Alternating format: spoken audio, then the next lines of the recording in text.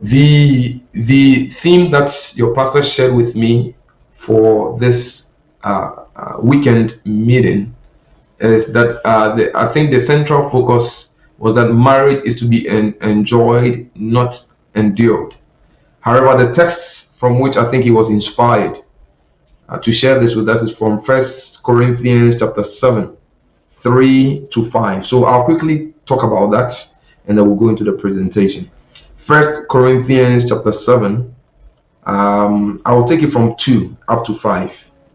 But since sexual immorality is occurring, each man should have sexual relations with his own wife, and each woman with her own husband. The husband should fulfill his marital duty to his wife, and likewise the wife to her husband. The wife does not have authority over her own body, but yields it to her own husband. In the same way, the husband does not have authority over his own body, but yields it to his wife.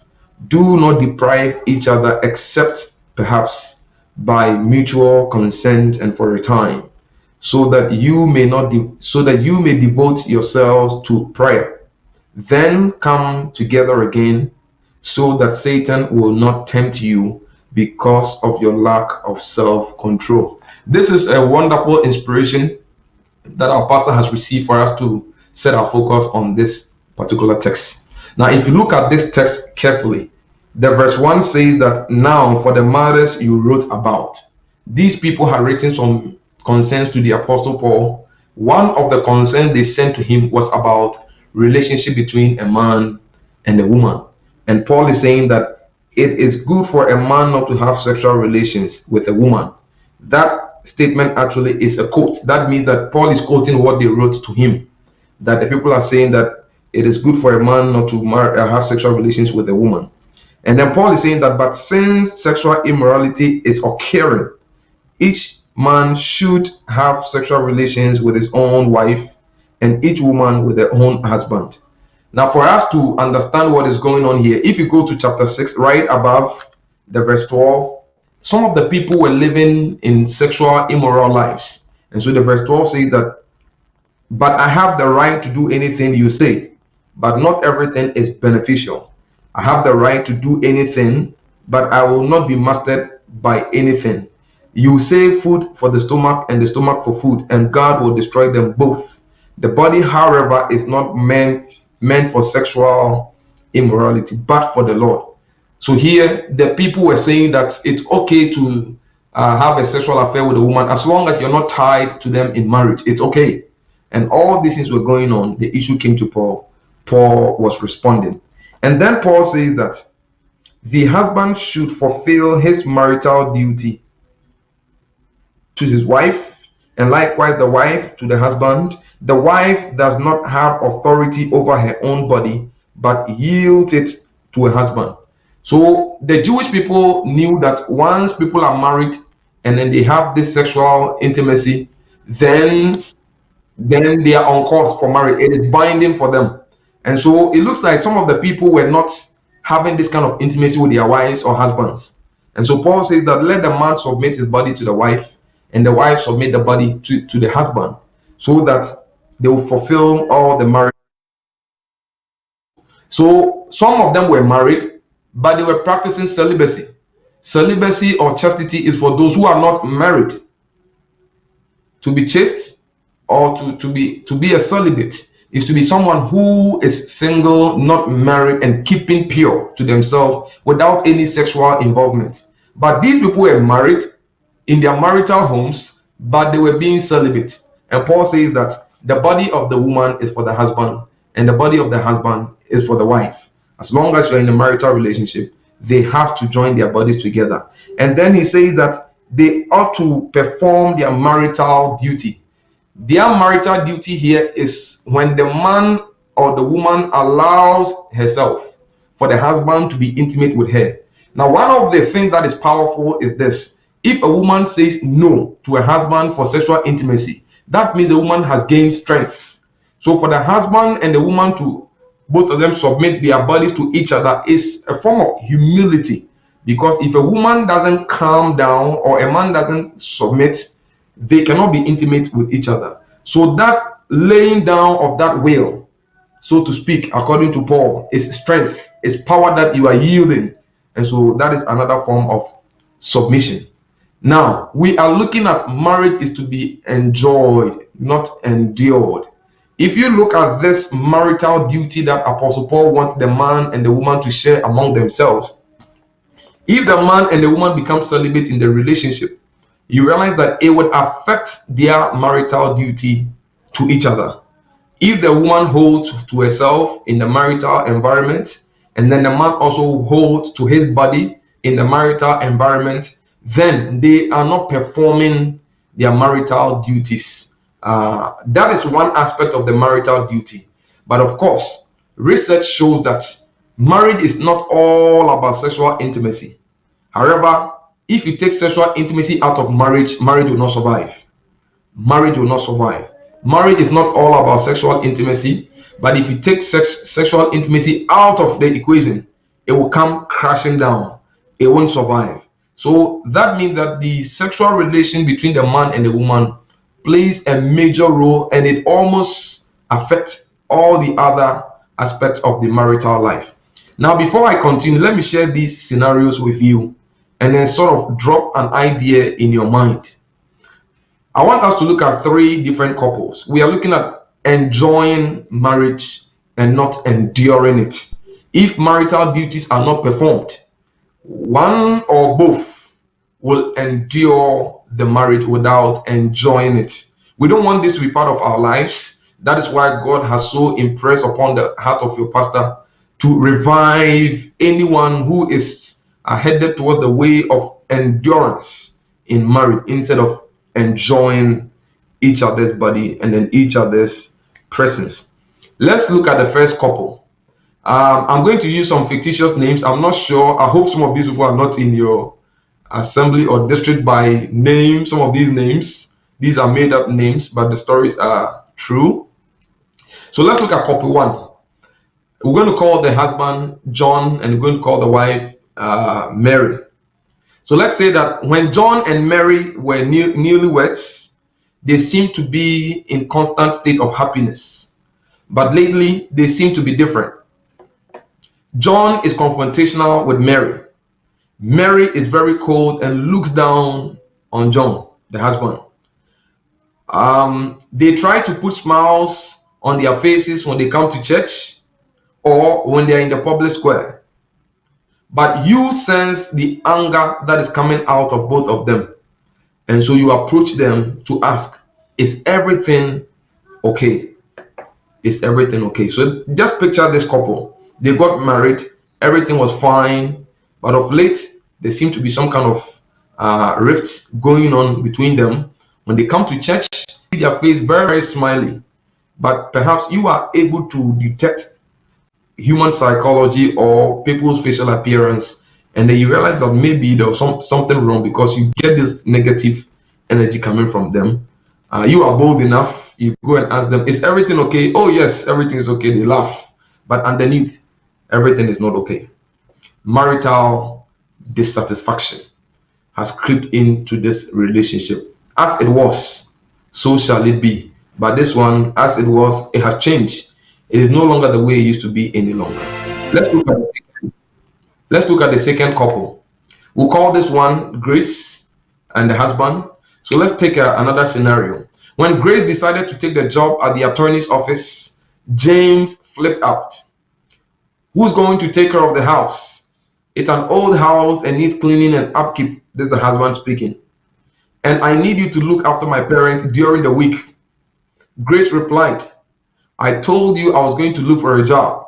This should be no surprise to you.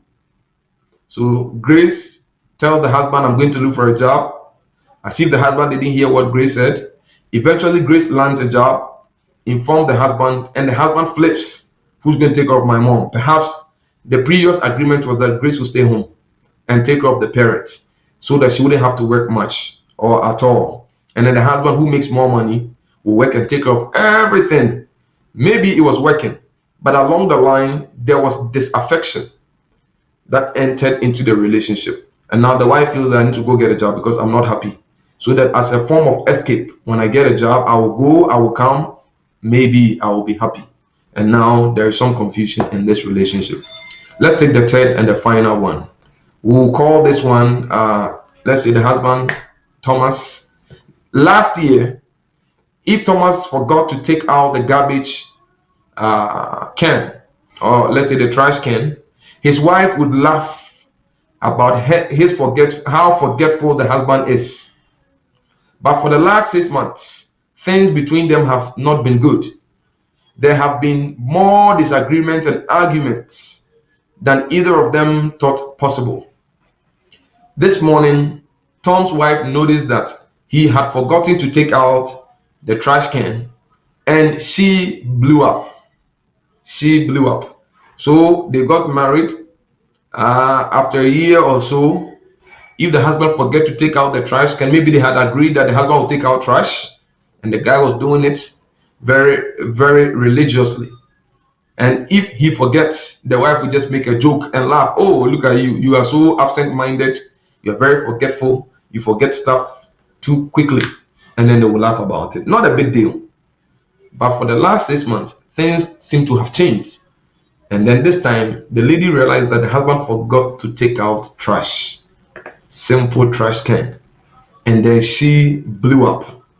And then it's a big issue in the marriage.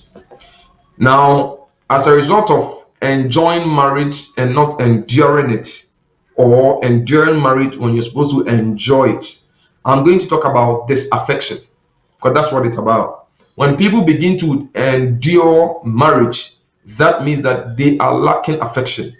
That is what we call disaffection has crept in.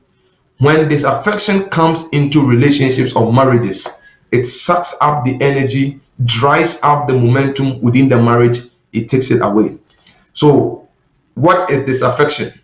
Disaffection means that there is some kind of negative transformation of love.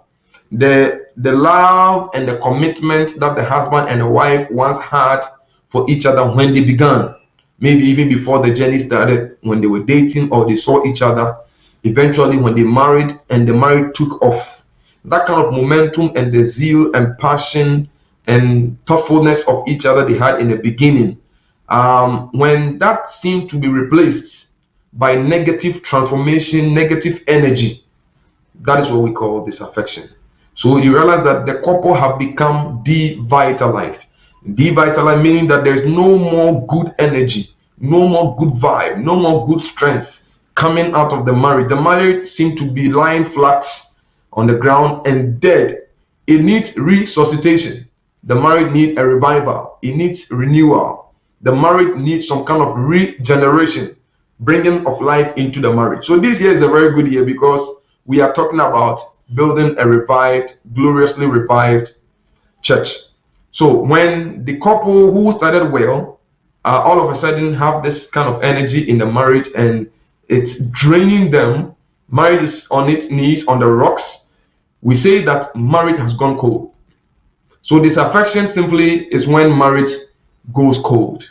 When marriage goes cold and the energy dries up. The fact is that for every marriage that is formed, including mine, there are two things that could possibly happen. From time to time, or there may be a time where the depths of love or intimacy the couple had from the beginning, a time may come that that depth may no longer be as it was when they started, for a whole host of reasons. One of them could be sickness.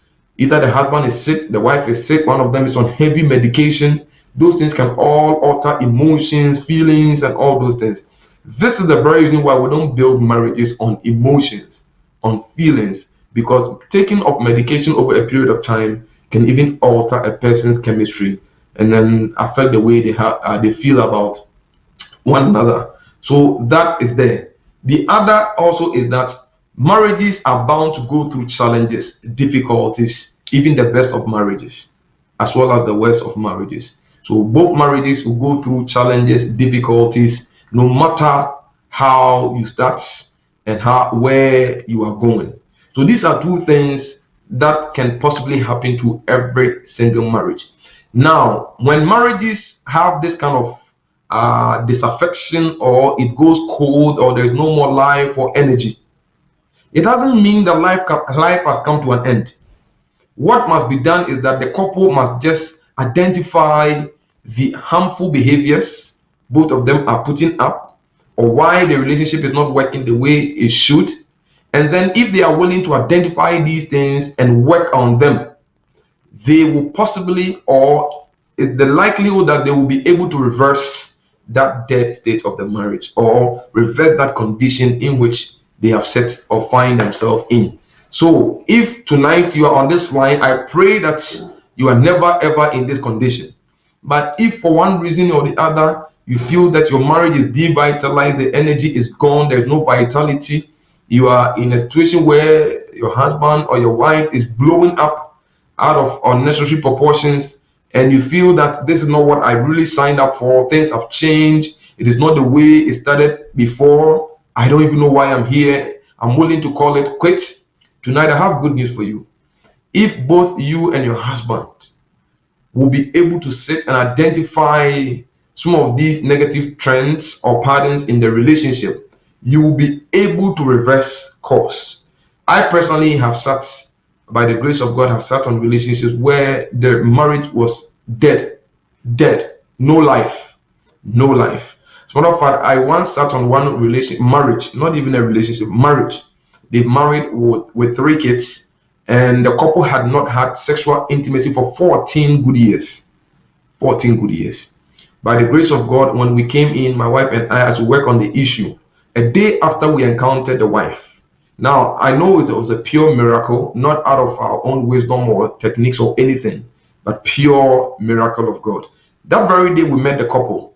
They broke down in their apartment. Both of them wept, and I'm glad their kids were not there. They both wept like babies. And the next day, they had sexual intimacy after 14 good years. 14 good years. So they were married, but they were celibate in their relationship. It's a very painful experience to go through. And you should not wish this for anybody, even your worst enemy.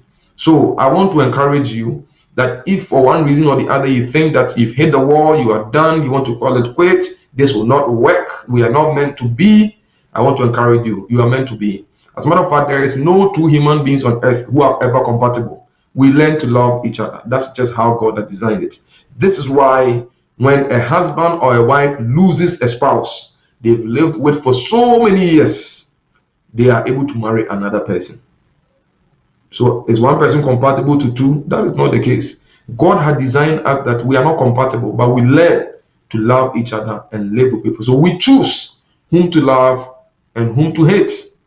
We choose whom to love and who to hate. So we can all choose to love, we can all choose to work on it, and things will work. So let us scratch that vocabulary from that word from our vocabulary. We are not compatible. We are not meant to be. When my parents said it or my friends advised, I should have listened. If I listened, I wouldn't be here. No, we are already married. God has put his seal on the marriage. So we have to invite God into it and let him take care of our marriage. Now that we've looked at these scenarios and we've considered what disaffection really is, Paul is saying that if you take yourself away from each other, you are not performing your marital duty. Now, the marital duties we perform to each other, embedded in it is the expectations we have. So what causes people or married couple to begin to endure their marriage instead of being happy is because they came into the marriage with some kind of expectation. Everybody goes into a marital environment with expectation. So having expectation of your partner itself in and of itself is not a bad thing. It is not a bad idea to have expectation of your husband or your wife. However, the expectation you will have of your husband or your wife can be detrimental to your marriage. It depends whether the expectation is realistic or unrealistic. So what I'm saying is that it is okay for you and your husband and wife, or your husband to be, your wife to be, to have expectation of each other going into the marriage. As a matter of fact, it's a good thing. But it can also be hurtful to the relationship. depending on whether your expectations are realistic or unrealistic, or even worse, an uncommunicated expectation. Some people have expectations of each other, but they've never shared it with their husband, they've never shared it with their wife or their fiancé, a person they are just about to marry. There are some expectations they've never shared. Now, an uncommunicated expectation can even hurt a relationship so badly because your husband or your wife or your husband to be is not nowhere even closer to being God, to be able to know how you are feeling, what you're thinking, what your expectations are. So an uncommunicated expectation affect marital duty. And so the husband and the wife are not able to do what they ought to do. Research shows that gender roles in marriage, what the husband does, what the wife does, when both of them know their roles in the relationship, it contributes to marital satisfaction. So in a home or in a marital environment where the husband and wife have not communicated to set the marital rules or duties or expectations in its proper place, it kind of takes away the joy they have in the relationship.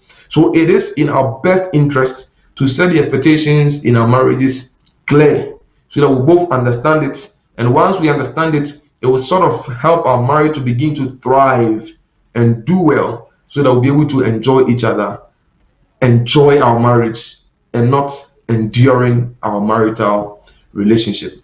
I pray that tonight, as we begin to talk, some of the things that I may not be able to touch on for the sake of time, because I really want to finish quite early. So as we talk, maybe the questions and the discussions can bring other areas that we are not able to touch on to us. So please, I am praying as I'm speaking to you. I want you to think, reflect. Where are we going from here? Are we doing okay? If we are doing okay, we can do better. Every marriage can improve.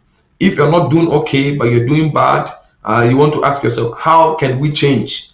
What can we do beginning tonight so that we can improve our marital relationship? So in every marriage, expectations of each other is good, but if it is unrealistic, it can be hurtful. And then if it is uncommunicated, it can even be more damaging.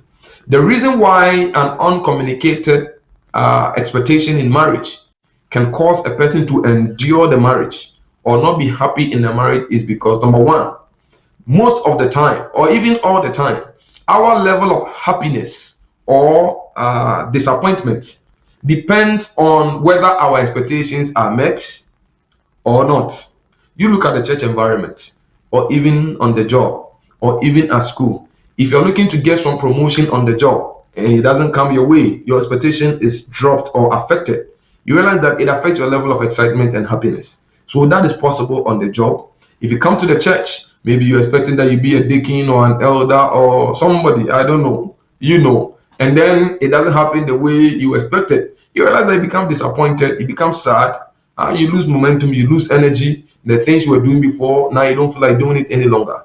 The same is true when you bring it into the marriage environment. When a husband or a wife's expectations are not met, it affects the level of happiness, the level of excitement. And then when it goes on and on and on and on and on, you put more water on it, it begins to grow. Then we come to the point where now we are enduring marriage, but we are not enjoying marriage. Marriage is good by all standards, by all accounts. And God intended it for us to enjoy marriage. And Apostle Paul said that do not withhold your bodies from each other. For the body of the man belongs to the wife, and the body of the wife belongs to the husband. When the man and the woman are not withholding their body to each other, but they are enjoying each other, oh, it is like heaven on earth. It is the best experience you can ever have, beside having money and buying a car and all those things. So that is top notch. It is a very, very good experience in the wisdom and knowledge of God has given to us that we can enjoy in the confines of marriage. So to my single men and women who are coming, take your time, pray as you're heading there, and pray that the Lord will lead you to the right spouse so that you too can have this wonderful Christian experience in a marital bond. It is beautiful. It is wonderful. If you hide to do it, you realize they'll be hiding. and because you're doing something wrong, you're always high. You don't really enjoy it because you are in a rush. If you take your time and it will give you the license to do it, you will really enjoy because you are not in a rush. You're enjoying your marital home, your children, everything. I pray that the Lord will bless you with this kind of blessing. So a husband or a wife's marital happiness or disappointment depend on the expectations that are met or not met in a marital environment. So what will happen here is that once you set an expectation for your husband and your wife, if they know what the expectations are, sometimes it may even be above and beyond what they can do. That is something else we'll talk about. But if the expectations set in the relationship, we all know, at least we will be able to begin to make adjustments to meet those expectations because we know what the expectations are. But if the expectations are not set and we don't know, I realize that what we do, we think we are doing okay, but we are not even closer to even meeting the expectations at all. So what can be done is that when we acknowledge the expectations, it is the first step of managing how effective our marriages can be. When the husband and the wife acknowledge their expectations they have of each other, it is the first step. It is the first step. It doesn't solve the whole thing, but it is the first step because now we are being realistic. We are thinking in a very realistic terms that we can measure and it is achievable. Now let's look at some of the unrealistic expectations couples may have within the marriage or even entering the marriage. I say within the marriage because sometimes they have married already. Everything is okay. But maybe the husband gets a promotion, the wife gets a promotion, they relocate, extra income come. And then all of a sudden the husband's expectation changes or the wife's expectation changes. Okay, I hope we buy the house now. I hope we buy the car now. I hope we do this now. I hope we do that now. But they have not communicated their expectations. And so one is expecting that the other one will know what we have to do. And the other one is also thinking the other one should think of it this way. And then it goes on for some time and then they begin to blow up because they have not recognized or acknowledged what their expectations are with this new change in lifestyle within the marriage. There are a lot of expectations people can have that are unrealistic. For the sake of time, I will give a few and then we'll talk about the rest in the discussion. Number one, some people have the expectation that if I get married, I'm going to live a happily ever after relation in a happily ever after home or marriage. This is a myth. It is a myth. There is nothing like a happily ever after marriage. It is made up. It is a myth in the Western culture that we marry and after we marry, oh, everything will be okay. Life will be easy. Now that I am married, I will never have an unhappy moment. There will be no disappointment. Everything will be okay. And then comes disappointment. And then comes challenges. And then comes death. Even the most happiest of marriage will end in death. So there is nothing like happily ever after. I say this because my mother, who married to my father for over 30 years, my dad passed away. May his soul rest in peace. Wonderful man, wonderful husband, wonderful mom, wonderful woman. But happily ever after marriage ended in death. Death has separated us from our dear daddy. And so you realize that that kind of expectation my mom had, in a way, has been shaken. So the best of marriages will even end in death.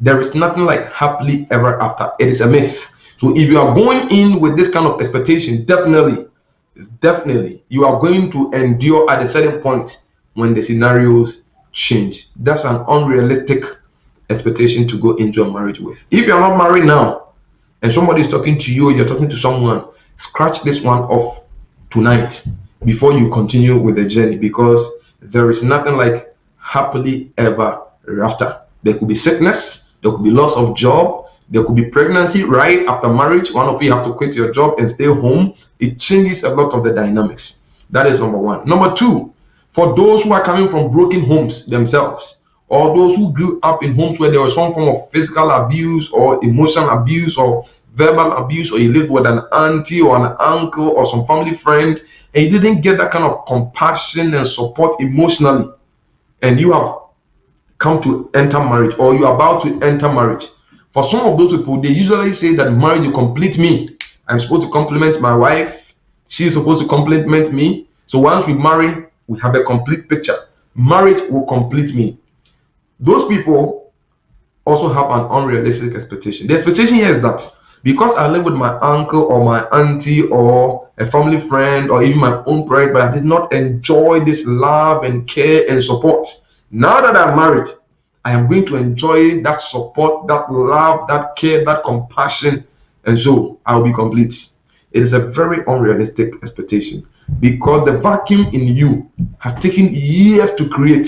Some have been physically abused, some have been molested, some have been raped, unfortunately, some have been touched inappropriately. So this has brought some kind of emotional scar and damage in the life of the man, in the life of the woman. These things will not be fully dealt with in a marital environment. It has to go through proper counseling so that they both get the proper counseling and healing that is needed, even prior to entering marriage. If that doesn't happen, you will find a woman or a husband. If it is a woman and was touched inappropriately, when they marry, you realize that at a certain point in the marriage, when the husband is even coming closer for sexual intimacy, the woman begins to do this because their mind goes back. And some of those things can cause some kind of challenges in the relationship. So I hope that none of you on this line have had any of these experiences of inappropriate touching or any of these things, because that thing must be worked on way ahead of time for you to get your healing before you enter marriage. If you don't and you enter, it could add up to marital endurance instead of marital excitement and joy in the relationship. So these are the two main things I want to share for now. Now, you realize that marriage brings together two people who have weaknesses, human weaknesses. So they are coming from different backgrounds, different upbringing, different exposure, different backgrounds. And so you are bringing these two people from different backgrounds in close proximity. When you bring two people with weaknesses from different backgrounds into close proximity, there is a lot that is going to happen. Because now they're going to live with each other today, tomorrow, a day after, next week, next month, next year, 2 years from now, 5 years from now. So now their weaknesses are going to be exposed to each other more often than they were dating, because dating, this one was long distance, this one, even if they're closer, this lives here, this lives there. They don't see themselves every minute, every second, every hour. They see themselves maybe once a week, or at church, or at school, or once a day, so that environment is different. So when you bring two people with weaknesses into close proximity, where iron is sharpening iron, and they are rubbing on each other, I guarantee you are going to see more of each other's weaknesses exposed. This can be one of the reasons why when people get married, within a short while, they begin to see, this is not the person I really wanted to marry. I regretted this marriage, or I've made the wrong decision. Have I entered the right marriage? For the first year, because the joy of the marriage is still lingering around, they may be blinded and not see that that person is actually that person they married.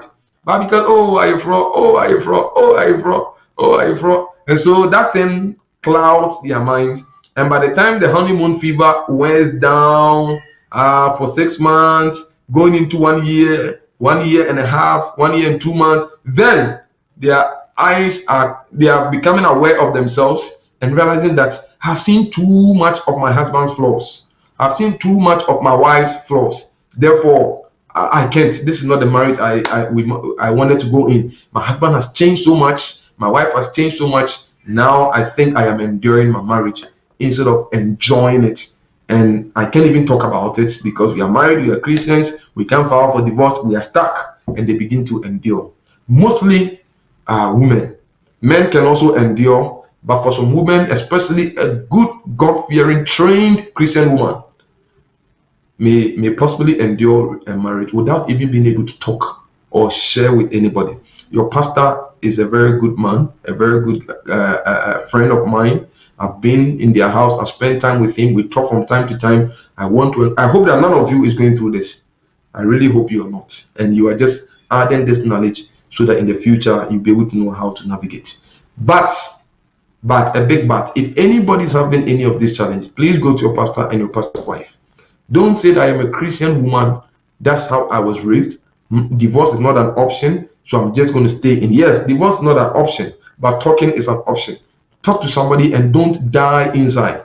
Don't endure your marriage, because it has a host of other impact and effects on you.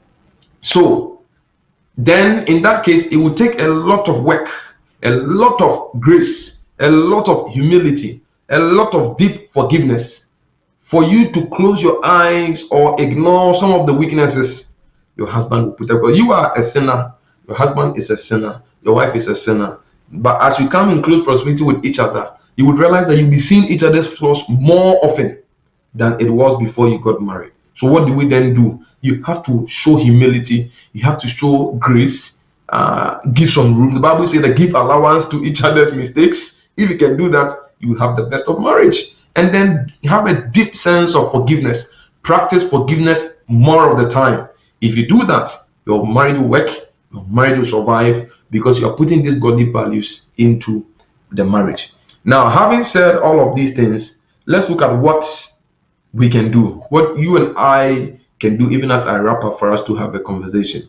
What can you and I do? Number one, pray. Pray for your marriage a lot. Pray for your marriage a lot. Because the Bible says in 1 Peter chapter 5, verse 8, it says that be alert and of sober mind. Your enemy, the devil, prowls around like a roaring lion, looking for someone to devour.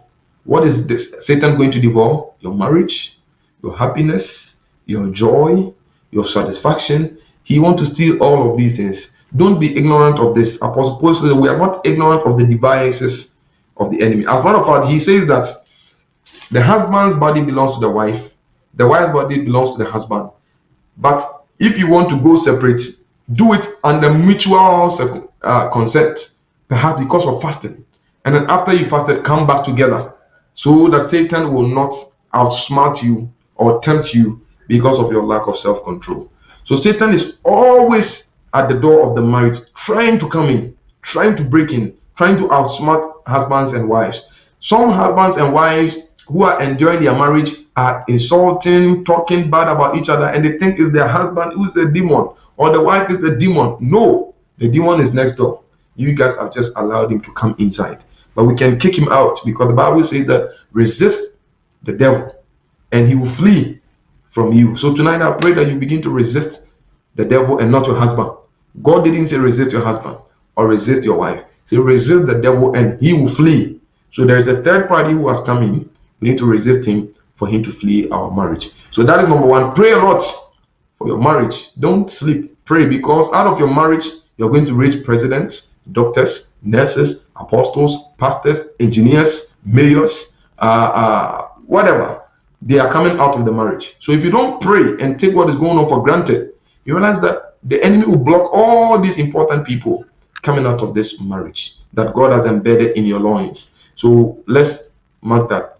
Number two, you have to try to identify the series of problems that is causing the unhappiness. Sometimes people are unhappy in their marriage because there are some causes, but they've not taken time to identify them. Some of the causes, especially in the Western world, could be too much work on the part of the husband, too much work on the part of the wife. Statistics have shown that if a husband or a wife is able to make adjustments to their working hours, it brings happiness into the marital home. The husband is doing 2 jobs, the wife is doing 2 jobs, both of them 4 jobs together. I mean, what time are you going to have? What time are you going to have to enjoy each other, to sit and have a good meal, to sit with your kids and enjoy each other's presence, even to enjoy a sacred, sanctimonious intimacy? It will be very difficult because you are tired. When the husband flips you, maybe I'm tired. When the woman flips, maybe I'm tired. Tomorrow, and tomorrow never comes. When you starve a husband or a wife that way, it really hurts. It really hurts. So let's be careful of those things. Identify the series of problems, and then let's get rid of those things. Maybe it is feelings of being unappreciated by your husband or wife. Some men are not able to appreciate their wives. They can't give enough compliments. These things can add up to marital disaffection, where the person is enduring. Even if I dress, my husband doesn't say you look nice, but we go out and he or she see other people, he or she is commenting them. Oh, so there's something wrong with me. All those things. So let's advise those things and then deal with it. And then, as I said earlier, any amount of stress that enters the marital circle must be dealt with. So the more stress you're able to cut in the relationship, the more excitement or joy you would have in your marriage. Stress, mostly from work, stress, mostly from overthinking, stress, sometimes from children. So you have to manage all these things. Try to cut. The more stress you cut, the more excited your marriage will be. So stress is one of the killers of marriages. Try to do your best to overcome those things. And then number 3, you want to set a workable dream for your marriage. What is your dream for this year? This year we hope to do this. This year we hope to accomplish this. We are going to start this month. Maybe we want to save money. We want to save $100 every month. For the whole year, we have 1,200. That's workable. That's a dream. Okay, maybe my husband and I have agreed nobody goes out of the house without giving each other a kiss. It doesn't matter the condition. Even if we are upset at each other, we are going to give each other a parting kiss and then we'll leave. These are some of the things that you set for your marriage so that it becomes binding for you. You work at it even when you are offended. For some husbands, they don't eat their wife's food when they are upset. Those things must be eliminated. Those things must be eliminated. There are some words, some languages, some phrases we must both agree that as part of setting a workable dream for our relationship, it is a no-no. It is a scratch off. One of you will not flag the D word whenever you are upset. I'm packing my bag, I'm going home, I'm filing for divorce. Some people flag these words as if it is nothing. So both the husband and wife must agree that no matter how upset we are or offended we are at each other, the D word is no. We don't use the D word in this marriage. None of these, I'm going home, I'm packing my bag, divorce. No, no, no, no, no, no, no. So set dreams for yourself. Set goals for yourself and pray that the Lord will intervene. Do our in-laws live with us or they don't live with us? These are goals. You need to work on these goals. What will our sex life be when we get married, or even now that we are married, or now that we have a lot going on, 2 jobs? How do we want our sex life to be? You talk about it. Who will take the trash? You talk about it. These are goals. So set all these goals. Sometimes we think that these things might automatically fall in place. It is a husband's job to take trash. It is a woman's work to be in the kitchen. We still have to talk about it. Because some men are very good cooks, and some women were firstborn children, and so they did everything by themselves. They can take trash equally good. So let's talk about it. Let's not assume that they will by default fall in place.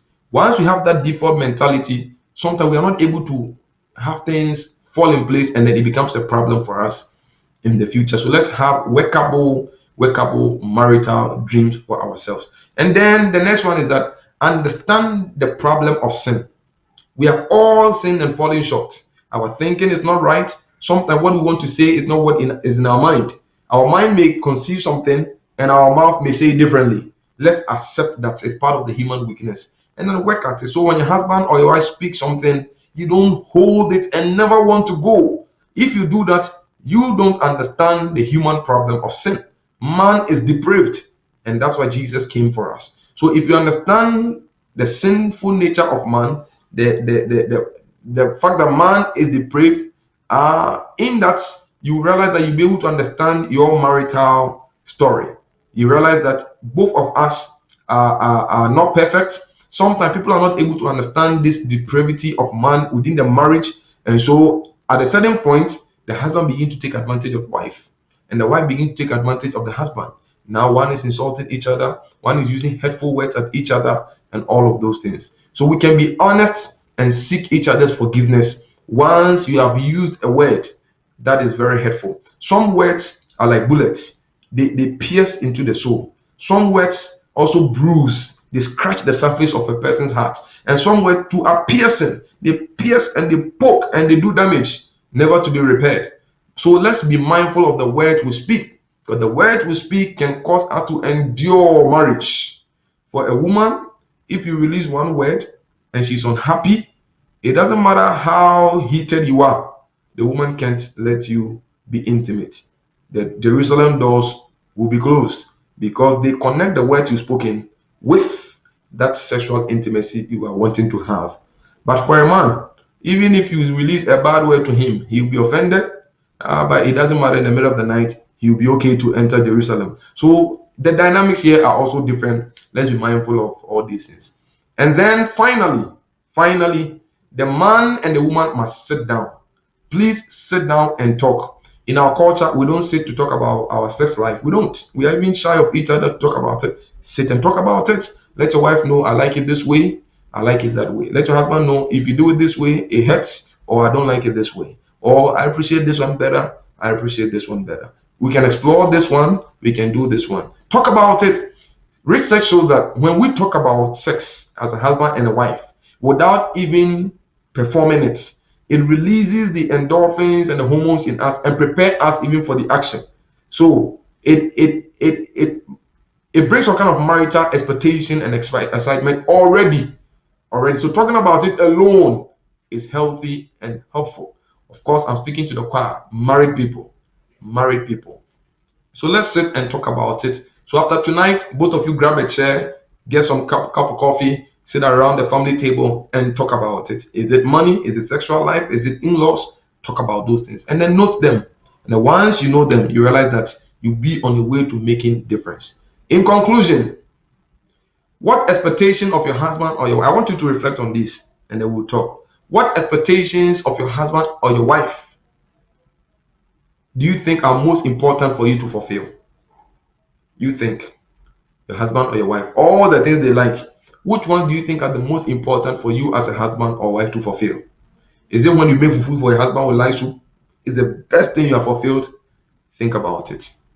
Which expectations of your wife or your husband let's say, are you not able to meet? What expectation does your husband have or your wife has that you are not able to meet? And how does that make you feel when you are not able to meet it? Or how does your husband feel when you're not able to meet their expectation? Do they feel forgiving? Do they feel understanding? Or they feel resentment towards you when you are not able to meet your spouse's expectation and they are very understanding? That means they understand the human flaw. That, oh yes, you are human, you have weakness. Me too, a day will come I may not be able to meet yours. So all those things are part of it. But for some husbands and wives, when they are not able to meet each other's expectations, then the other one will blow up as if they expect that we are not human beings and we must be able to do everything. So think about these things. And then how does fulfilling your husband or your wife's expectation bring both of you closer? Do you think that if you fulfill your husband or your wife's expectation, does it bring you guys closer or it pulls you apart? Think about some of these things. So tonight, may the Lord bless us. We'll save the rest for tomorrow and the night after. Pastor Chemal, I'll hand it back to you and then we'll take it from there. God bless all of you. God richly bless you, Pastor Nyanzu. At this point, we'll let the moderator bring in some questions that we've received via our question line so that we discuss that. So over to you, dear Sister Roberta.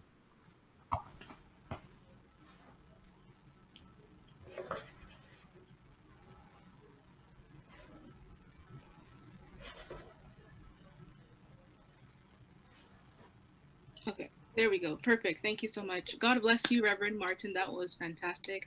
I think I can speak on behalf of everyone when I say that we were truly blessed. So we received a number of questions relating to this topic, and as you were speaking, we got a lot of questions.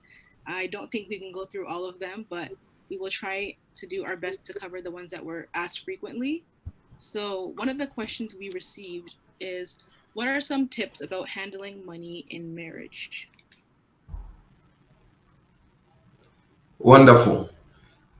When money is not handled right, as a matter of fact, research shows that among the things that destroy marriage, the top three is money, finance, which is money, sex, and then communication. But you realize that if you're going to be able to use money to do anything in the marriage, you have to talk about it. So that's embedded in communication. So communication is number one. If you are going to be intimate, you have to talk about it. That's communication. So communication is number one. But money, the Bible says, is the root of love of money, is the root of all evil. Now, what I'm going to share with you, if what you and your wife are doing now is working, please don't change it. Don't go and say, Pastor Nyanzu says this, so let's change it. If it's working, don't change it. We don't change a winning team. If your team is winning, don't make any changes. Keep winning. But from a counseling perspective, it is ideal or the best practice for the sake of transparency and trust for the husband and the wife to have a joint account. One account that every resource that comes enters into, and then both of them can see what is going on. Now, besides having this joint account, both of you were your individual selves before you got married. So you can also have your personal account on the side.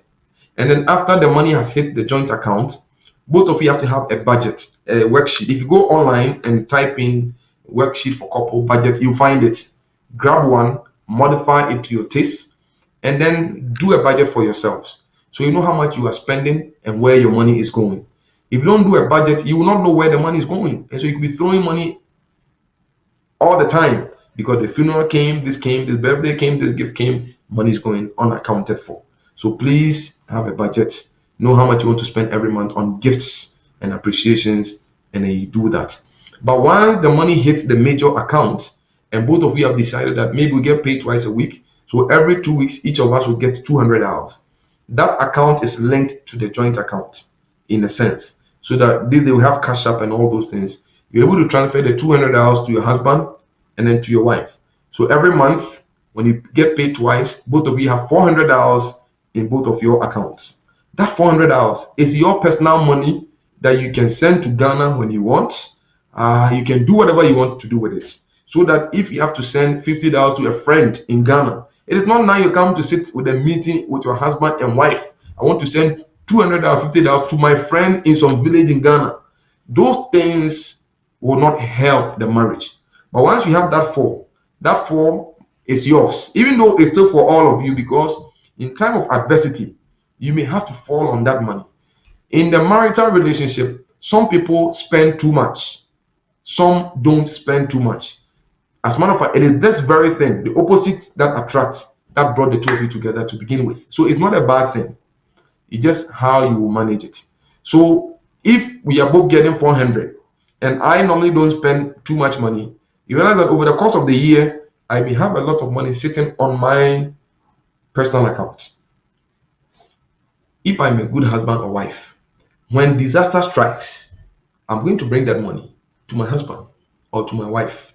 My portion of the money I never used. Now we are going to challenge. This is our money. This is how marriage ought to be. It is not my money, my money, my money, your money, your money, your money. But when it's time for sexual intimacy, we don't say your body, so go do yours and let me do mine. We come together when it's sexual intimacy. When it's finances, we say your money, my money. This is paying this bill, this is paying this bill. The day one of you will lose a job, there we will see how the bills will be paid, how the money will be handled. So please put the money together because the tables can turn. Today you are the nurse, you are making more than your husband. But tomorrow, your husband could be the nurse and he'll be making more than you. So if you make more than your husband now and the money is put together and both of you pay the bills and enjoy together, when the table turn and now it is a woman who's making more than the husband, you realize that the woman also humble herself and submit to you because the table has shifted. But the money is for both of us. So what I'm saying essentially is that have a joint account, do direct deposit from your jobs, let it hit your account so that you all know what came in. There are times where a husband sees the wife picking overtime. So the husband is thinking reasonably that my wife should make, because of the overtime, should make more money this week. But because they are not seeing the account, they may not see exactly what happened in the account and then assume, because my wife did overtime, I saw her go and come, she has money. But meanwhile, the person doesn't have the money. So these assumptions also hurt relationships. So once you have the joint account, everything comes in, you will know exactly what came in. And then you transfer some amount to your individual account for your personal upkeep, even to support your families back home. And then for major expenses, you can decide maybe if we are spending $500 or above, or 1,000 or above, we will have a meeting. So that if it's for our mom or our dad or our parents or our uncles or a major project, then we'll have a meeting, send it together. But $50, $20, we should not have meetings about $50 and $20 we are sending to our brothers and sisters in Ghana. It shouldn't be. And then let's budget for emergencies. So if you put, depending on how much you make, if you put 100 here, every paycheck for yourselves, you must also decide when to put 50 into our emergency fund or our savings. So in case of any challenges, we can take care of that. So I'll put this one here for now so we can take the other questions. Okay, thank you very much. So the next question is, what are some things to look out for in your first year of marriage? Hmm, this is a good question. Look out for everything. Look out for everything because now you are getting to know each other. Like I said, two weak people are coming in close proximity with one another. So now your flaws will be maximized in your presence. So look out for those flaws and then begin to make allowances for each other. Now, after your honeymoon period, let's say the first or 1 or 2 or 3 months per se, maybe 6 months to a year, go for a post-marital checkup. We don't do this much in our setting, but of course, if you go to your pastor and say, Pastor, yeah, we went, it was good, we are back, but can you please meet us for 4 weeks, once a week for a month? Pastor will look at the schedule and do something with you so that before you come, he would have sat down, prepared some topics with you, and then go into a session with you. So post-marital counseling is good. Our culture doesn't do it, not the church culture, but our culture we came from. So most couples don't even submit themselves to it. And of course, most people don't also plan it. For me, what I do is that from time to time, I'll call the couple myself. I want you guys to come. Or if I have observed something around the church between a couple, then I can invite them home and then based on the conversation, set them up for marital counseling. It will be mandatory, but I will not say that this is mandatory, and then we do it. So look for those things, and then be yourself. Just be yourself. Apply the biblical principles. Give grace to each other. Enjoy each other. Seek to improve. The husband must read more about the new marriage. The wife must read more how you can make your husband happy, how you can make your wife happy. Read literature. When you do those things, it increases your knowledge base and then you practice those things. Of course, we are not practicing anything that is ungodly in our marriage. So those things can happen. You want to look for the in laws and the outlaws, the impact of your in-laws. They may come home from time to time. You have to be open to that. The impact of friends, the impact of church. There is too much church involvement. Sometimes can have a negative impact on the marriage. Look out for all these things, and then from time to time have family meetings, just the two of you, or date nights, so they can rehearse or tweak some of the things because as you go, things will begin to change, and then the baby comes, another baby comes. Every time there's a major change, you have to have a family meeting, talk about how that change impacts you, and then you move on. Just live your life because as you live, certain things will come up.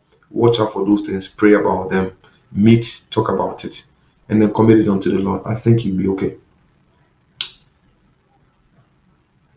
All right, perfect. So the next question is one that we kind of received multiple times, but it was just asked differently.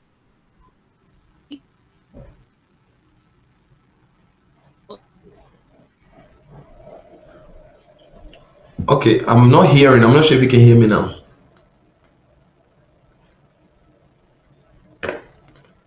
Pastor, we can hear. I think it's the moderator's internet that is frozen at Oh, okay. the.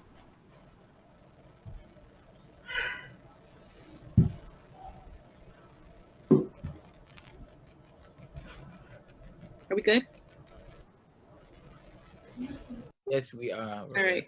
I apologize in advance for my internet. I don't know why it's doing that. It never does that, but nevertheless, so the question is, can God reveal through a vision or a dream the person he has ordained for you to marry? If so, how do you discern whether such revelation is indeed from God? Do you know of any such instances? If so, could you please share how these individuals proceeded after hearing from God?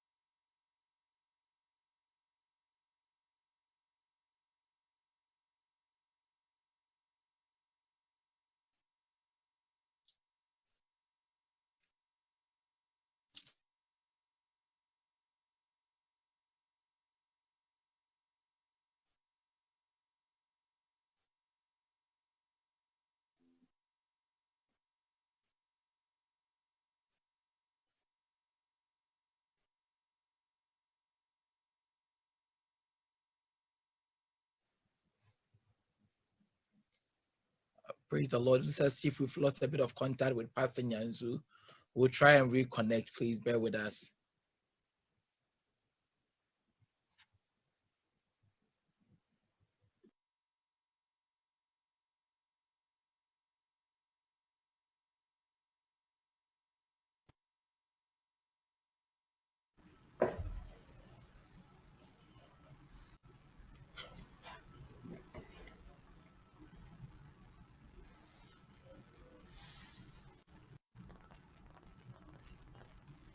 Pastor Nyanzu, please, can you hear us? Yes. Okay. Okay, I guess we are okay now. All right, I'll ask the question again. So the question is, can God reveal through a vision or a dream the person he has ordained for you to marry? If so, how do you discern whether such revelation is indeed from God? Do you know of any such instances? If so, could you please share how these individuals proceeded after hearing from God? Oh, that's a good one. Now, the Bible clearly tells in the book of Job 33 that God speaks one way, this way, one way, another way. When sleep has fallen on men, God will speak to them. God uses dreams for a couple of reasons. You may go to church, pastor may preach, elder may preach. You are so distracted around you and may not get what God is telling you through the message. Or you will say, oh, this is my pastor. I know him, Pastor Phil. We just hear. It's just one of those messages. When you go to your bed and sleep, God has your full attention where you are never distracted. And then God gives you a dream. He speaks to you. So clearly, God can speak to us in a dream. God can reveal to you who you are going to marry, but you have to test the dream. Hold it by the word of God to make sure that this is not something that is, not from God. You will know. And of course, you have convictions about it. When God is speaking to you, you will know God is the one who's talking. The same way when the devil is speaking to by giving nightmares, you will know this one is not from God. So sometimes when it comes to marriage, we tend to behave like, oh, this one I'm not sure is God speaking. You will know. God will not be speaking to you and hiding from you at the same time. He wants you to know he's the one. So he will reveal himself unto you. It's not hard to know at all. I don't know how sometimes we can make it look so mythological that I'm not sure it's God. God doesn't hide when he's speaking. He comes clearly, we will know, by conviction. Now, once you are convicted about this person, pray about the person. It may be some form of talking, engaging the person in a way, but you also want to test the validity of what you've heard from the Lord. You want to be double sure. So, in the form of your discussion, there are some things must be looking for. I believe we'll talk about most of those things tomorrow. What to look for in a man and a woman, the conversation, the behavior, certain things you have to look for. I'll do much with those tomorrow, so I'll reserve that for tomorrow. But yes, I've encountered people who had dreams and revelations about people they ought to marry. When I came to this district, for instance, God laid on my heart to invite some of the young men and women and then talk to them about their future marriage. So unknown to me, one young man and woman were dating, but I didn't know because I just come.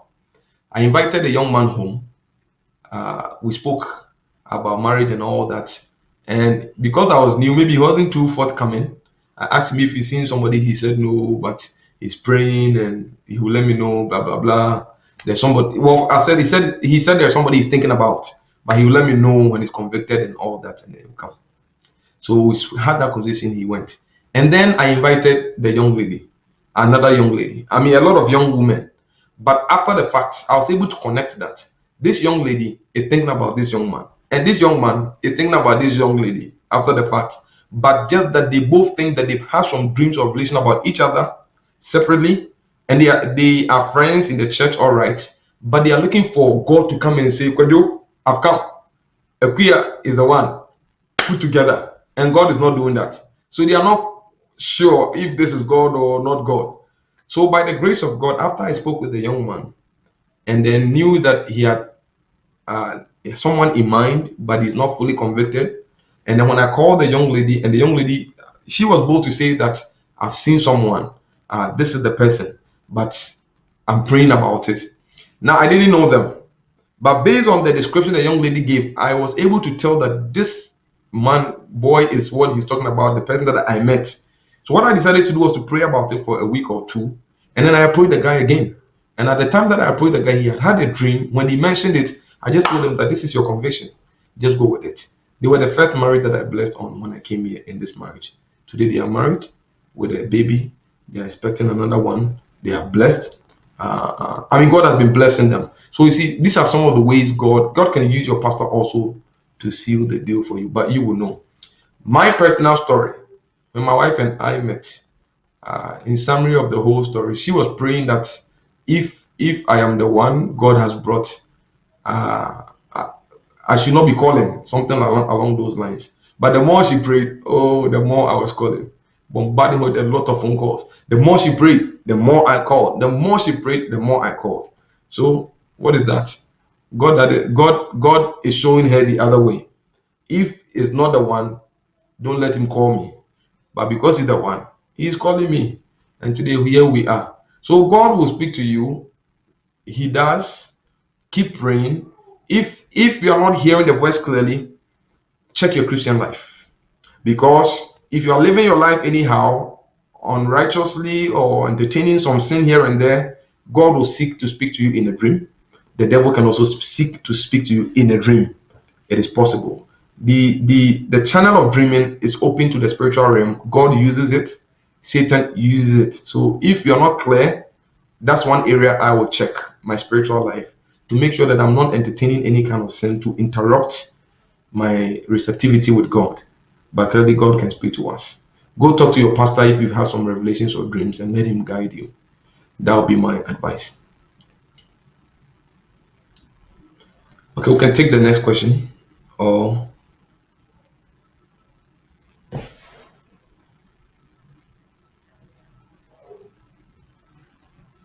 I believe we still have an internet connection with our dear sister Roberta. okay.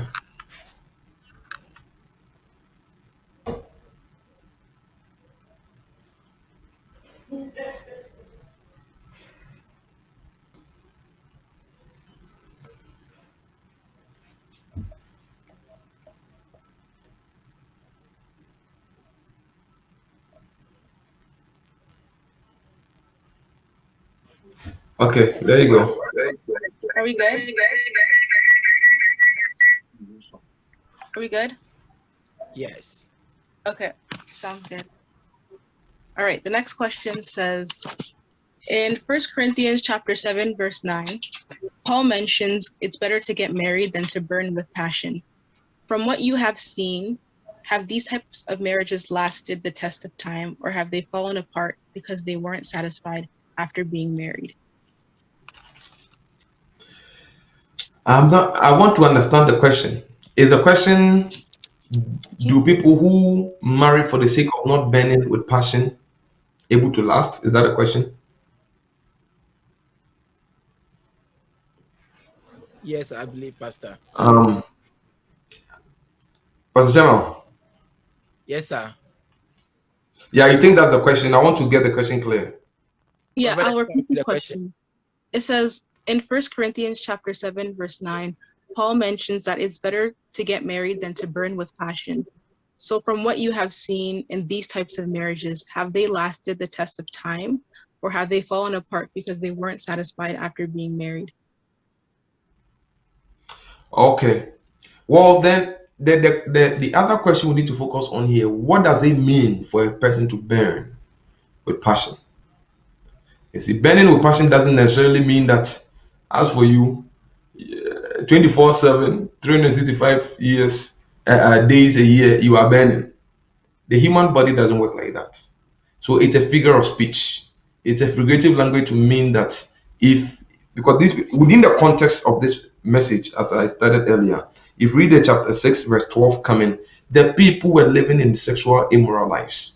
And they were saying, based on their culture at the time, that it is okay to sleep with a woman or a man as long as you're not tied in a relationship. As some will say now, if I marry you, I'm going to live with you for the rest of my life. I'm not ready for that commitment. So I'll just do hit and run, hit and run, hit and run. And then Paul is saying that for the hit and run you are doing, I can imagine that you are burning with passion. So marry and stay in one marriage. So yes, of course, all of us burn with passion. Every human being, based on anatomy and physiology, you burn with some passion. So marry Marry. Once you marry, the moment you are burning, you go and say, Kojo, Kojo, Adwa, I'm burning. Then your wife will help you out, or your husband will help you out. That's how it ought to be. So, yes, burning with passion is not a bad thing. It's God who created you to burn with passion. It's part of God's creative order. So, once you are married in a marital confines, you are able to take care of that. It doesn't mean that is why you are getting married. That is just an attachment, it's a benefit of a marital environment, the companionship, and that sacred nature. Yes, marriages last. I've sat in counseling sessions where husbands and wives have disclosed that my husband does it 4 times, 3 times, or the husband says that my wife is all over me all the time, and they are doing okay. So I suspect that they are burning too much. Amen. Sounds good. Mhm. Okay, so the next question is, we have a few here. What does biblical submission practically look like in marriage and a man loving his wife as Christ loved the church? That's a wonderful question that we normally tend to have a challenge. I don't think the people of the church have a challenge with this question, much more so the people of the world. Because the standards of the world when it comes to submission is different from the church. But these things tend to travel into the church and it's bothering the minds of believers within the church. Because if you look at the totality, the context of what we teach in the church, to love somebody is to submit. You cannot love somebody without submitting to them. It's not possible. The Bible says in Philippians 2, verse 9, going that Jesus humbled himself unto death. He humbled himself, he submitted to us for the sake of our sins. So, this is what we preach to the church. Then, how can a man or woman then go into a marital environment for one to think that to submit to me means that if I say yes, you say no? That is unchristian teaching. It is coming from the world, entering the church, and disturbing the faith of some people.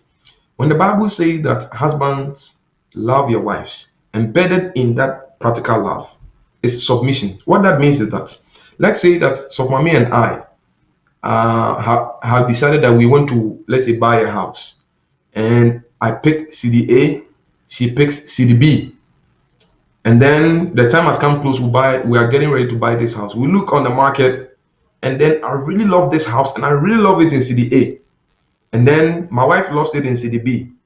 Eventually, because I love my wife, I have to submit that desire of wanting to have the house in CDA to her, for her having it in CDB. That's submission.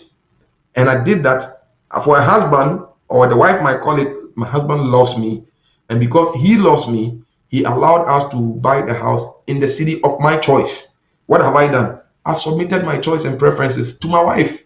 I cannot love my wife if I can't do this. And if I do this, it's submission. So we do it all the time. We should not let the world disturb us.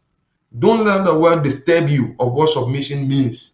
It is the world that went to fight for human right, woman right, what a man can do, a woman can do. That was never a church doctrine to be preached in the church.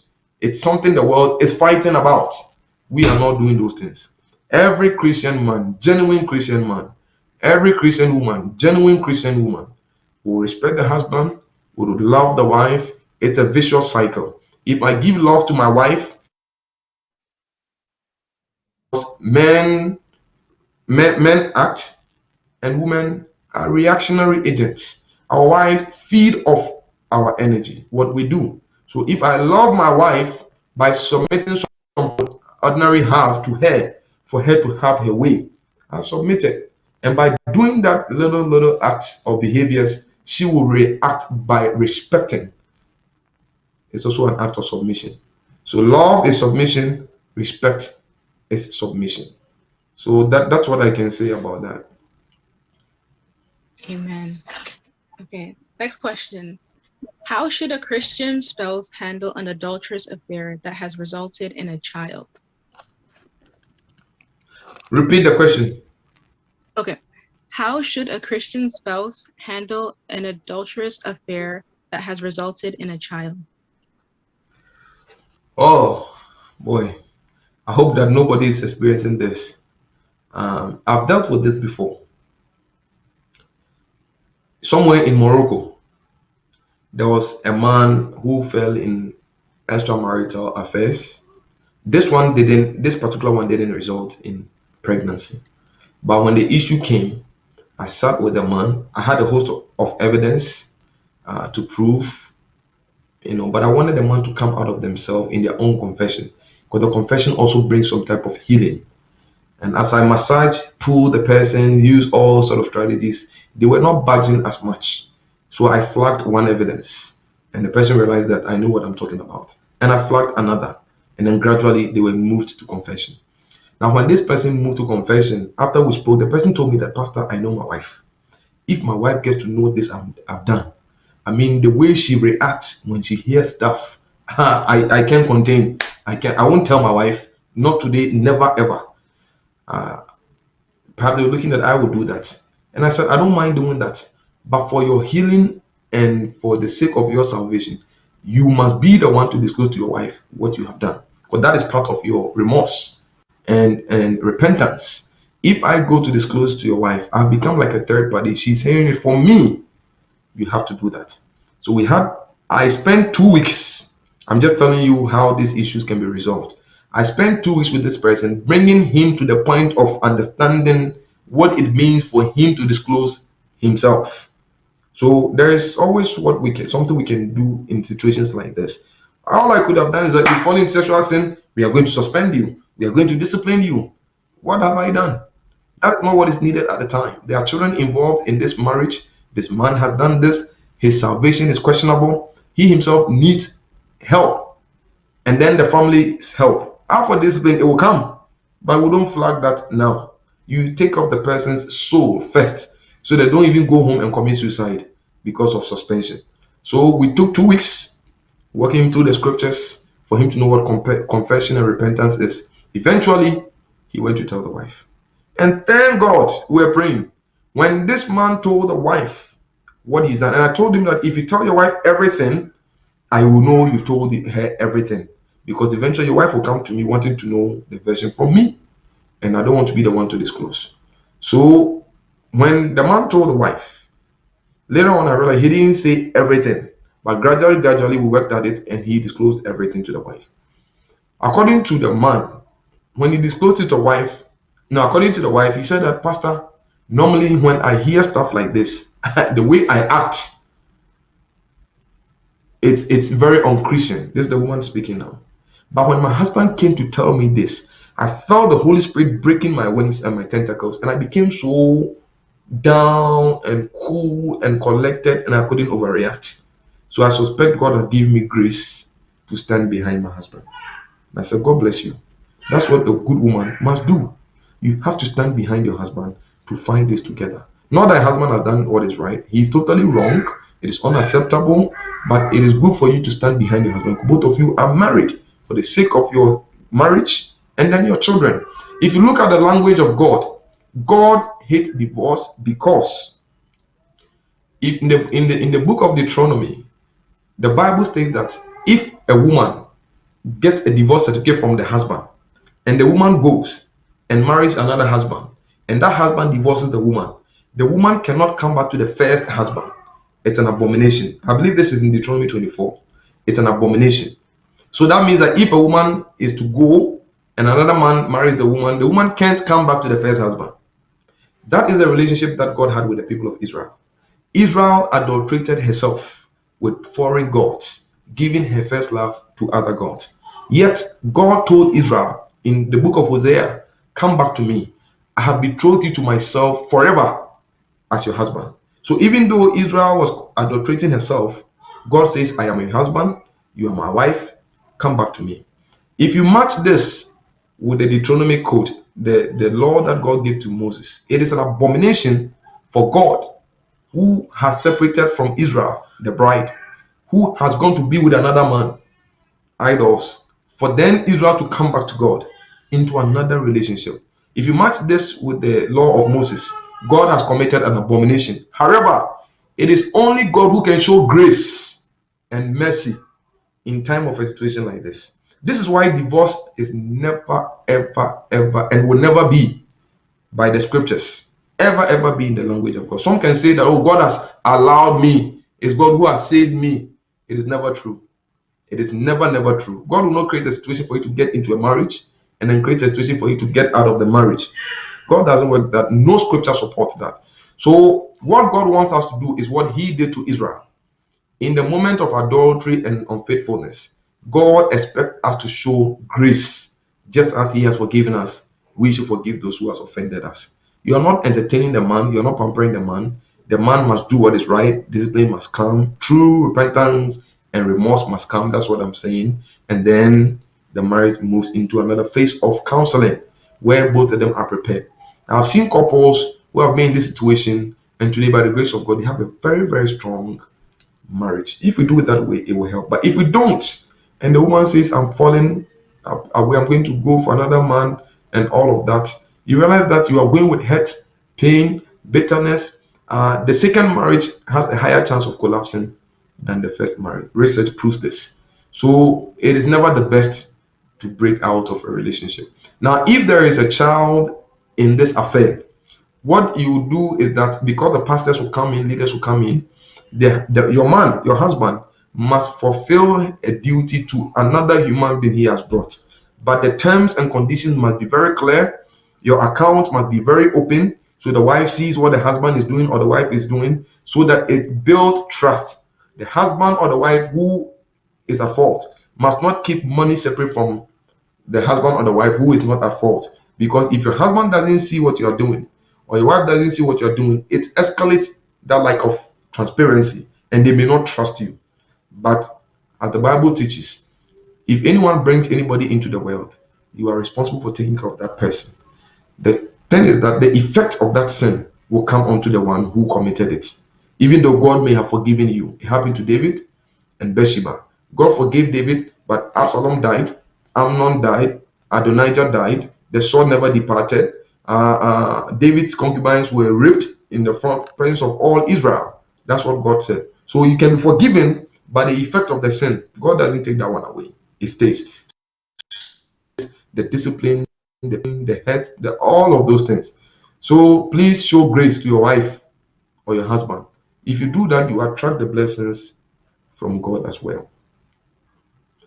So that's what I would say. The man must take care of the child together with the wife, but the child, the conditions of that taking care of must be plain in sight without any secrecy. Okay, sounds good. So we're going to take a few more questions before we close. So a question we have here is, how do you deal with negative energy from family that is trying to destroy a marriage? Yeah, that's a very difficult place to be. If you want to say something to your mother-in-law or your father-in-law, never say it to them directly. It's not wisdom. Never ever stand before your mother-in-law or your father-in-law and tell them, I don't like this, I don't like that. Never do that.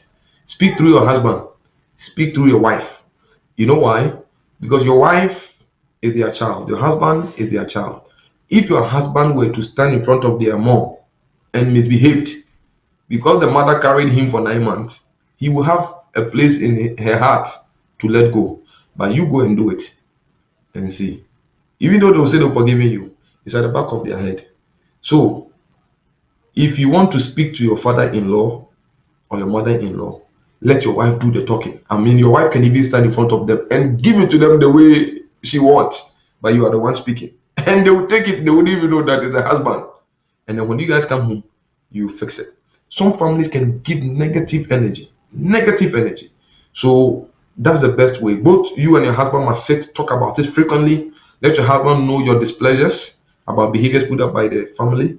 Let your wife know the displeasures about the behavior put by the family. Both of you talk about it. And then when you have come to some form of conclusion, then your wife will speak on your behalf or your husband will speak on your behalf. Now, if you are the man speaking on your behalf for your wife, be bold. Be bold, because God says that the man and the woman become one flesh. God never said that children and their parents will become one flesh or brothers and sisters will become one flesh. No. So the person who said that if you go to a river and you see your husband and your wife drowning, who will you take? You have to take your spouse. That's biblical. Not your mother, not your father. I know it is a proverb or whatever it is, but biblically, you are one flesh with your wife and your husband. So how can you cause yourself to drown and then take another person? Your husband, your mom or dad also is another flesh with themselves. So you have to stand firm, speak the mind of your wife as both of you have agreed to your family, and then let the man deal with the family. You stand behind the man and then bring your concerns, and then the woman also, you speak to your family, put them in check on behalf of your husband. If you don't do that, your husband may never be happy when your family comes around, or your wife may not be happy when the family comes around. Now if it gets extremely out of hand and nothing seemed to work, both the man and the woman must sit together and put boundaries around the marriage. Boundaries where these family in-laws are not welcome at certain times of the day, and that is what it must be, because they've not made themselves welcome. So if in the past they used to come around 5 times a year, you can cut it down to once a year or twice a year. Both of you must agree. It must be fair to both sides, and you must implement it for the sanctity of your marriage. You can take off your in-laws or your family members remotely whilst you are in Canada. For the health of your family, you have to do that. If not, when your in-laws come in and then it plays that dynamics, eventually it will destroy the marriage. With that, I want to submit this humbly. Men and women have different temperament. Maybe your wife is a talker, your husband is a quiet guy, or your husband is a talker, your wife is a quiet guy. When your family members come around, it affects the dynamics, because your wife or your husband doesn't talk much, and she may not know how to talk much to the in-laws. It's not a problem. You should not beat your wife up for this and set her up or him up to fail. No, you shouldn't do that. You marry the person because you know that they don't talk much. Even if you didn't know, it is what attracted you to them. Opposites attract. So know how to cover your wife in the presence of your in-laws. Know how to cover your husband in the presence of your in-laws. So that if you suspect that your in-laws want to talk too much to your wife, be there. When the questions come, you answer. Most of the questions, you answer. You are covering your wife. That's wisdom. But don't stand and say, about Kasa, my wife doesn't talk, my husband doesn't talk much. When my mom and dad want to talk to you, you are not talking. If you do that, you are betraying your wife's trust and confidence. And you are making her look, excuse my language, like a fool before your in-laws. And they will feel that she doesn't like people, or he doesn't like people. But he cannot change her temperament overnight just to please your mom and your dad. It doesn't work that way. So please cover each other's weakness so that you enjoy your marriage. If your husband's parents and your mom's parents come, they're only going to be there for 2 days, 3 days, 1 week, 1 month, and they are gone. Why let them put pressure on your marriage? If you also suspect that both of you don't do well, or one of you don't do well when the in-laws come around, you may plan not to have them come, but you rather may do the visit 1 or 2 days and then you come back, so that you protect your marriage and build a marriage until a point where you have a solid foundation, and then you invite these in-laws and family around. Okay, wonderful. All right, this question says, our marriage is on the rocks. I want to work it out, but my spouse is not putting in their best effort. What do I do? I'm sorry to hear that. I'm sorry. Number one, talk to your pastor. That's number one. I'm very sorry that you're going through this experience. But I want you to know that, God in his wisdom has put us in marriage. You hear people say marriage is a ministry. Marriage is a ministry. Maybe we don't understand what that means. What it means is that, you see, you and I, as children of God, we have to minister to people in the world by virtue of what we come to know about Jesus.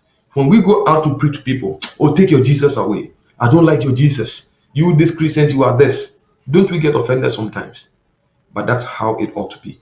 When you are ministering to people outside of your skin, they have to sometimes turn you down, turn your Jesus down, insult your Jesus, persecute you, bring it home. When you come home, your husband and your wife is that person you are ministering to. That's what it means for marriage to be a ministry. So know that your husband, the issue of sin will come. The issue of sin will come to your wife and your husband. Where if you pray with your husband, say, oh, you are praying too much, go to the basement or go there. Treat him or her as the person on the streets who needs to know Jesus. Don't think that because you're married to them, you don't want to see things clearly. That's what it is. It's a ministry.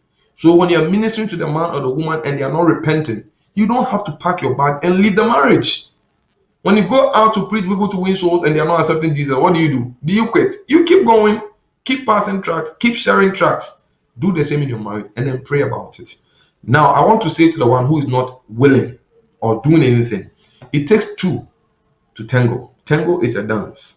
When you are dancing, you definitely step on each other's toes. Forgiveness takes one person. Reconciliation takes two people. Forgiveness takes one person in the sense that if you offend me, I'm not going to sit and wait for you to come and say, Pastor, sorry, before I forgive you. Because it doesn't take two people to forgive. I can decide that the day you offended me, or even before you offended me, because of what you were saying, I know where it was going. I said, wait, I've forgiven you. It takes only one person. But reconciliation, coming back together in fellowship, joining hands, eating together, it takes two. So if your wife or your husband is doing their best and you are not moving at all, you are making the journey very difficult. Which is why both of you will need the help of a counselor. Maybe your pastor will come in. So that once you know the progress both of you are making, maybe the other one is so displeasured, so much enduring the relationship that the thing has left them devitalized. They need a revival. You can't do it by yourself as a husband and wife. You may need a third party who is a pastor to come in and infuse that life by the grace of God into the marriage. Sometimes the pastor may meet with the man alone for some time to work on the man, until the man comes to the threshold he has to come, and then bring both of you in a counseling session together. Sometimes it may be the woman. So whoever needs help, the pastor may bring in over and over and over and over alone. Work on that person until they get there and then bring both of you together. So don't give up. Research shows that those who are enduring in their marriage, they are far better off than those who have divorced. For a whole host of reasons. I can only share one or two with you. When a husband and a wife are home and they are enduring their marriage, they've not cut it off, but they are just fighting every day. And let's say that the husband gets a heart attack. Out of common decency and being human, the woman is going to call 911, even though they are not talking. And because the woman called 911, the husband will live. But if they had divorced, and the woman was alone or the husband was alone by themselves, and they got that heart attack without any woman or man around them, that person would have died. Because they are not able to call 911. Take this example I've given you. There are a whole host of other examples. It is best to stay in an endured marriage than to collapse it at all, because the impact is greater. This is research, and it works. So please stay there. Tomorrow things can change, and pray and pray. Decide that your husband is your cross, your wife is your cross. You are not in the best situation. You're going to pray about it. Sometimes you don't even feel like praying for your husband or your wife. Pray for yourself and your children and wait upon the Lord. Things can change. I have seen it many times. Marriages have changed, even when it wasn't going well. So please, you stay there. The Lord will fight your battle for you. Don't give up. And I pray that God will give you strength. Go and see Pastor Channel and work on it. Amen. So this will be our last and final question for the night. This question says, what are some things or some ways that will help me know that I'm ready for marriage? Things that will help you know you're ready for marriage. If you have a job, a stable income, that's one factor. If the person you're looking at has a stable income, that's one factor. We are not saying both of you should be bank managers. No. If you're working at McDonald's, the other person is working at Wendy's, both of you have income and you are responsible, it can work. If both of you are of age here means maybe 22, depending on if the woman 23, 4, 5, depending on the physique level of maturity. But by the setup here in this country, if you were born and raised here, going through the academic system, by the time you are 23, 4, 5, you must have some type of bachelor's or master's degree. Most of the time, 25 years, if you go through the system carefully, 25, you must have a master's degree. Compared to where we are coming from, 25, you're probably not even going to university. So you see, the system is set up that by the time you graduate at that age, you have some decent income to support a family. This is the reason why your parents will say, go to school and get a job. They don't explain to you that going to school is comparable to your age of graduation, which is fit for marriage. That's what it really means. So that when you have some income, you'll be able to sustain marriage. One thing that shows that you're ready for marriage, one, is when God has communicated to you, you have this sense of peace. And now, when I say this, let me explain. I've sat with people who wanted to get married, and I personally told them, I don't believe that God's hand is in this. Oh, Pastor, I had a dream, but I had a revelation. God has spoken to me, and they are going. Today, they are divorced. They are divorced. So please, those dreams are there, as we spoke about earlier, but you want to have the conviction. You want to test it out to make sure that God is there. God is in it. If your pastor says, or a spiritual guide says, or somebody you are praying with says that this one, I don't see it well. Your mom says, your dad says, your friends are saying, 2 or 3 people are telling you. The Bible says that in the safety, in the multitude of counselors, there is safety. So when 1, 2, 3, 4, 5 are telling you don't go, I will take a break. If it is one person, maybe, yeah, but if 4, 5,